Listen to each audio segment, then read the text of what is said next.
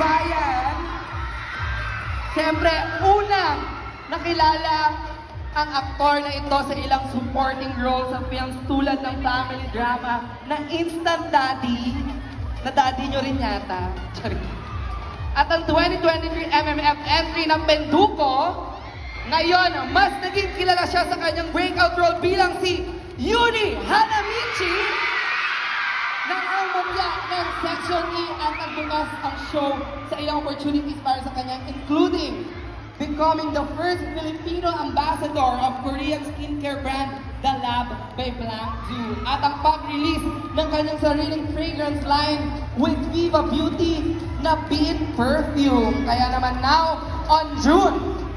mas makikita nyo ang kanyang different side of acting as he plays the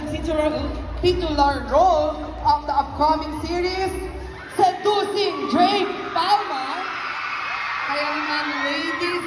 and gentlemen, Dasmariñas, Cavite,